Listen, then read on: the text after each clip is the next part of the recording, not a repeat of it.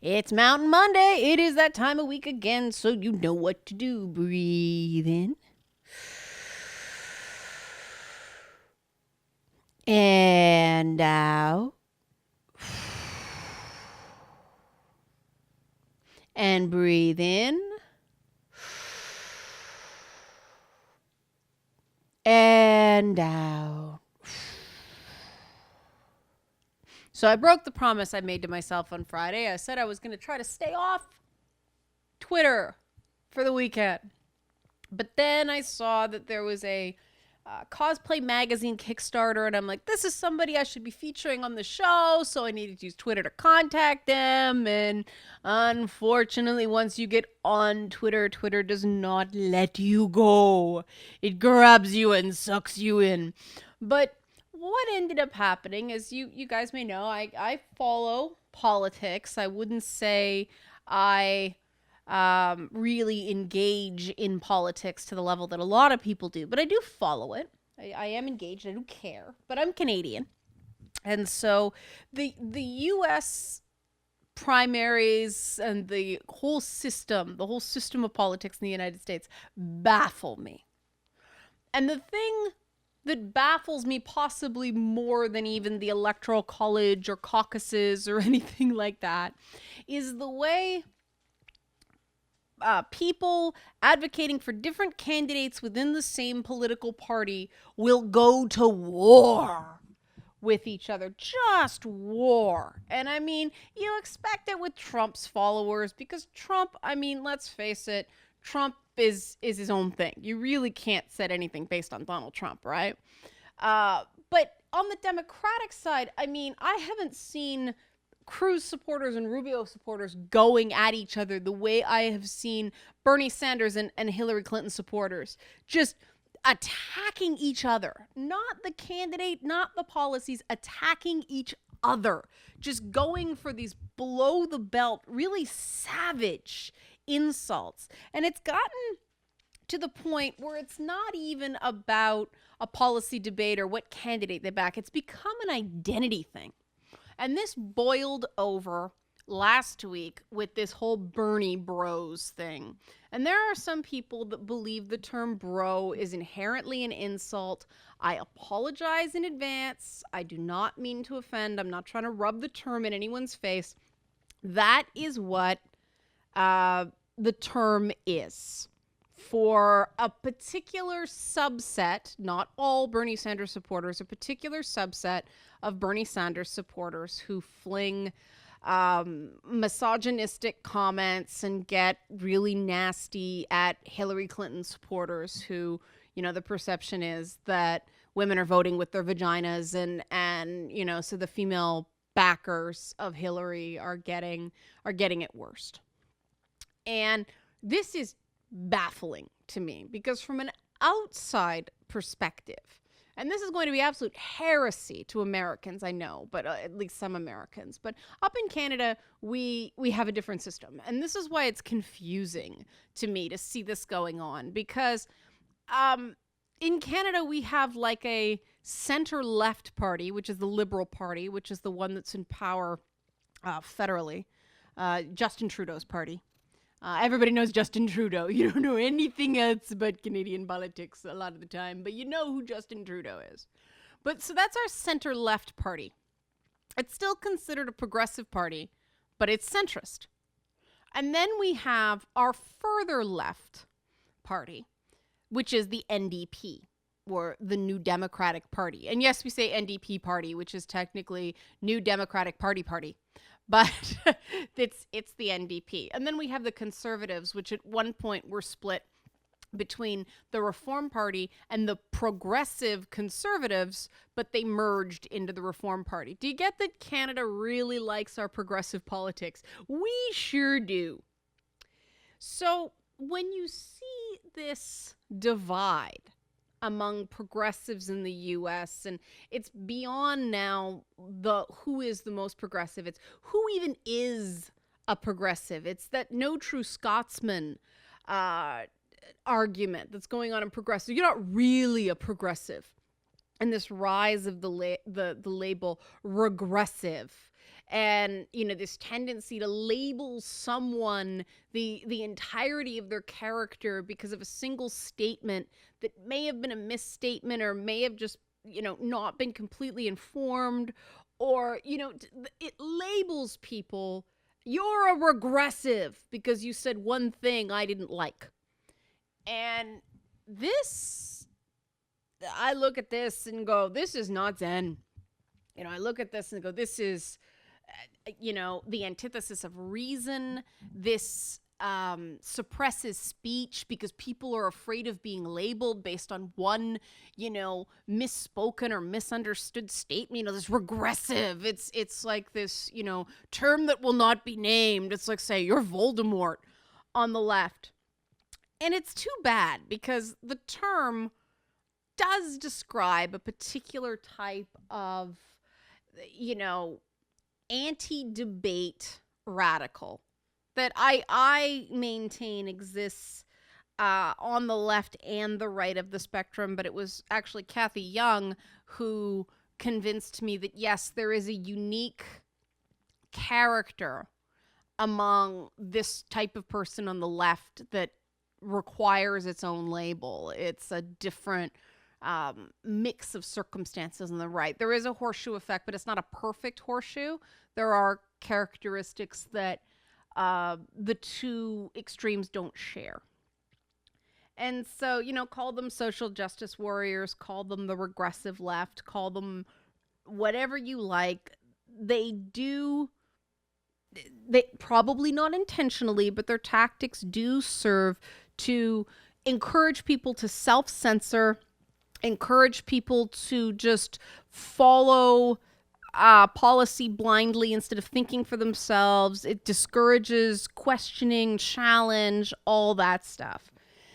I mean, that's all over the internet. Tactics that try to stop people from thinking for themselves or asking questions. The echo chambers are so strong that it's undeniable that this is a concern.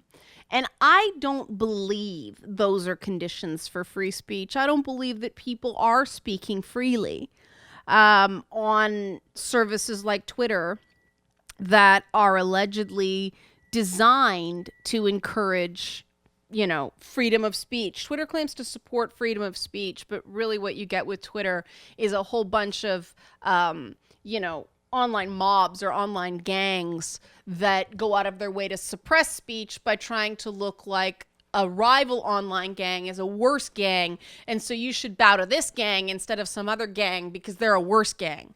Was that confusing? Absolutely. Did I make it deliberately confusing? Yes, I did, because that's where I'm at right now. And if you guys hear some funny noises in the background right now, it's because I'm cooking dinner while I'm talking to you. You're going to listen to me make quinoa right now. So, we're at this place with Bernie and Hillary.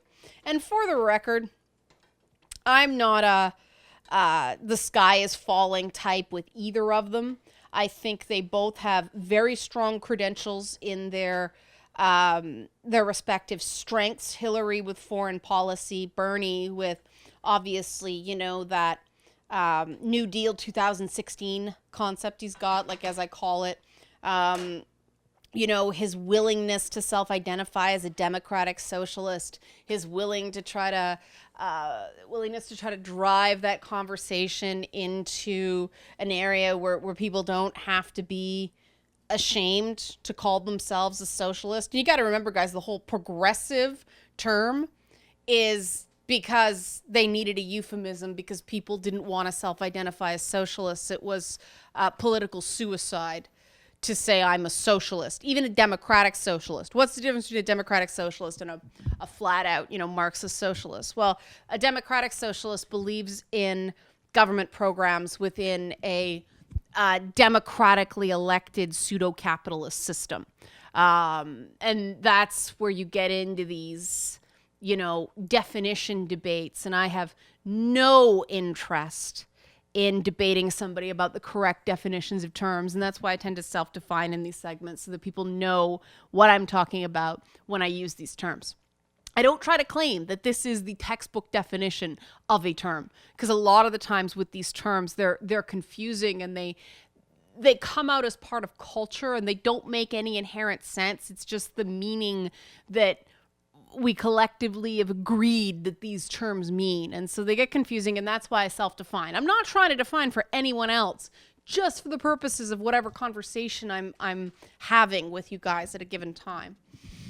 But over the last week and a bit, there has been this issue that has risen up to the point that Bernie Sanders himself has addressed it, of, like I said, a subsection of Bernie Sanders supporters called Bernie Bros.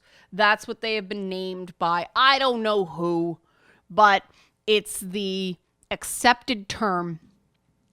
And certain Bernie Bros aren't real happy about being referred to as Bernie Bros because they're kind of lacking in self-awareness and don't realize that, look, it's not all Bernie Sanders supporters these guys are talking about. They're talking about these self-styled enforcers on the internet that go and you know, no bad tactics, only bad targets types. That's what people are referring to that are identifying this problem. And yes, they came up with a cutesy term to say it. But people are getting offended inherently by the term Bernie Bro. And I believe it was Will Wheaton that popped off on some Medium post or something like that and finally said, you know, Bernie Bros, that's offensive. If we called Hillary Clinton supporters Hillary harpies, they wouldn't like that much. Oh, good Lord. That just made it worse. And even attempting to explain why that's worse, because it's both two wrongs make a right thinking and a use of a gendered terminology from someone who labels themselves a progressive. I mean, it's just, it is not an argument that was formed through logic. It was an argument that was formed through emotion. And this is a big part of the issue with the organized left and the reason that the left keeps shooting themselves in the foot and why the Republican Party is still sort of the natural ruling party of America, though we'll see what happens there once Donald Trump gets done with them. But, you know, that just threw gasoline on that fire that was already burning on the left of the political center in the U.S. And it got really nasty. And I watched with horror. And so while I was on the internet checking out this cosplay site yesterday, I came upon this article where somebody asked Bernie Sanders about, you know, the Bernie Bros. And he basically said he'd heard of it. He doesn't condone it.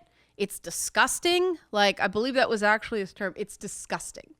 So the reason that was significant to me is that when I had brought up the issue earlier on, because I'm interested. I'm not an American. I'm not going to formulate opinions on U.S. politics without hearing from people who it directly affects. So I engage and ask questions and I make statements to see what people say.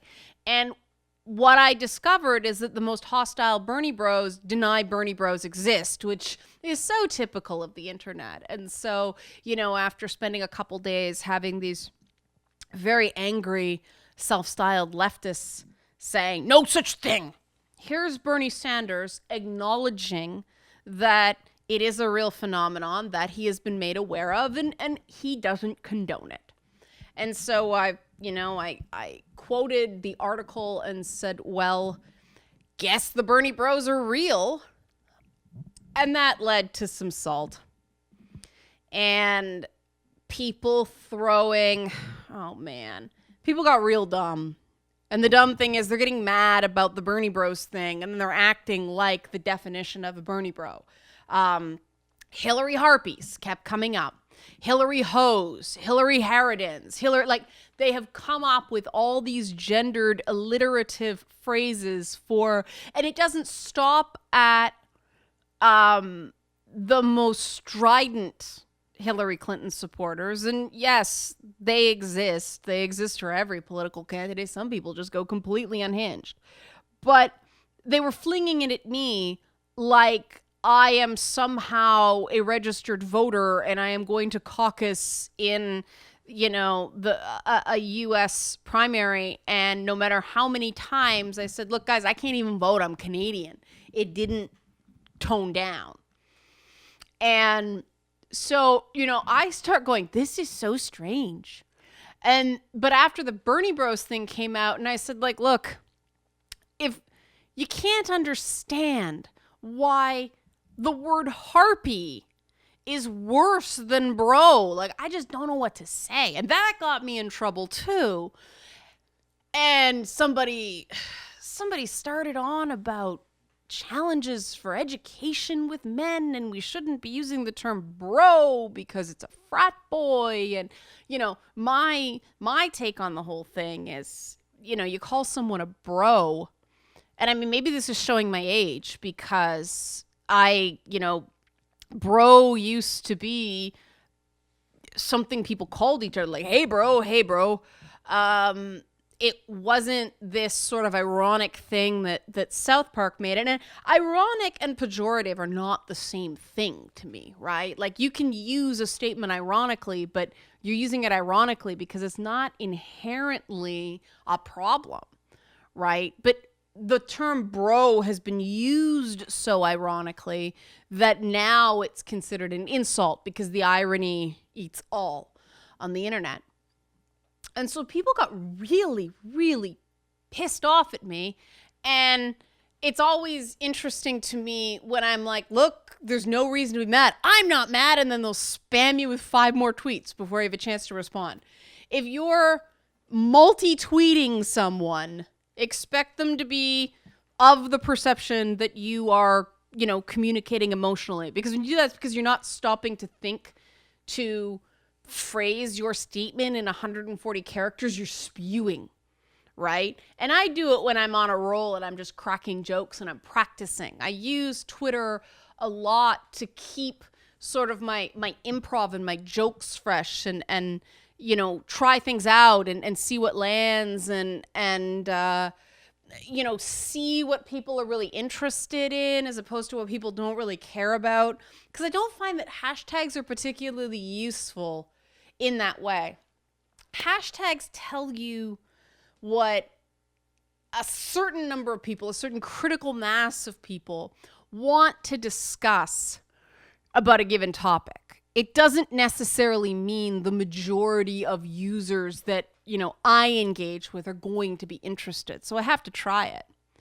And I was once again taken aback by the sheer, roar that came back on me about an issue that to me is all, as one person put it to me through direct messages, they're arguing over the equivalent of do you like oranges, do you like tangerines with Bernie Sanders and Hillary Clinton. But I mean, it's gotten so crazy now that the true believers don't see that these two candidates have more in common than they're in disagreement about. If you compared like a Bernie Sanders platform and a Hillary Clinton platform, they'd have a lot more in common than either of them and anybody on the Republican side. I see it as it's a competition, and I think it should be healthy before people get involved and ruin it, between a pragmatic progressive and an idealist progressive. And I think that the Democratic Party in the United States has an absolute right to decide whether they want to back the pragmatist candidate who is interested in incremental change so that, the whole we get it done, we can get this done, we can get these bills passed approach, or they want to go big thinking, big picture, ideological, we're going to vote based on our conscience as opposed to based on what we think we can get done in the next 4 years. Both those approaches are valid, and everybody has to make those decisions for themselves. But it's not being framed anymore as pragmatism versus idealism. It's being framed as good versus evil. And the speculation surrounding, the whole emails thing, the email server, does not help that. And that's really frustrating to me because that, again, shows a large amount of emotion that, innocent until proven guilty goes out the window. Personally, my opinion on the emails is it's under investigation. I'll wait to decide once, that investigation has its findings done. I'm not quite so enamored of conspiracy theories that I think that the Clintons have enough power to block an investigation. I know there are some people that think they have that ability. If they did, Hillary would have been president and not Barack Obama. She would have got the nomination, in my opinion. Like I said, nobody knows yet. So this is just an opinion, and we can debate it, till the cows come home. But I'm willing to, admit this is just my speculation, and that's what I think based on not knowing. Now, when actual information comes out, obviously I will evolve that opinion based on that. And, I don't think we should, how do I put this? I don't think we should hold back from saying this is where I'm at now, but I'm prepared to have my mind change based on actual data.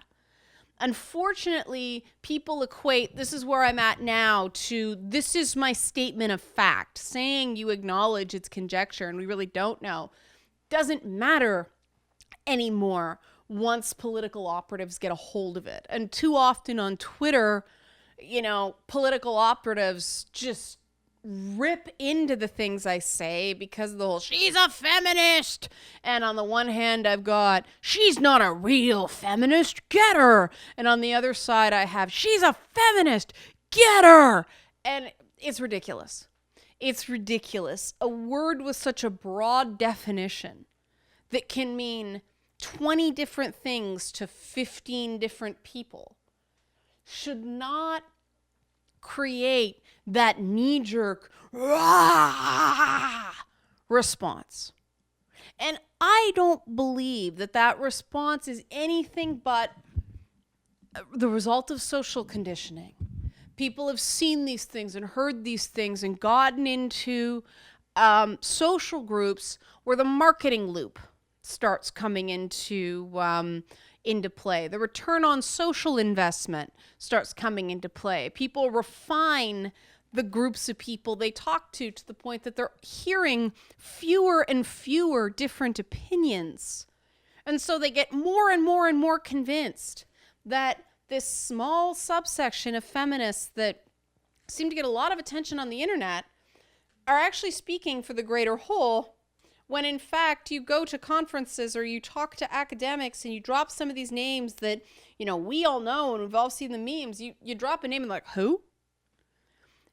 And it's important to get outside that internet echo chamber and actually talk to someone in the real world, because the real world and the reality of the social network that you're getting into a lather over, they're not the same thing. And so the zen I want to impart for this week is that if something seems critically horrible on the internet, it's probably, less of a severed limb and more of a hangnail. Things have an ability to get really, really big, really, really fast on the internet. Yet in reality, that has more to do with a social network like Reddit and Twitter, because of the way they're structured, than it does to any sort of mark of importance in the real world of these issues. And so that's where I'll leave it for today. And so we'll wrap, and you know how we wrap. We breathe in. And out. And breathe in. And out.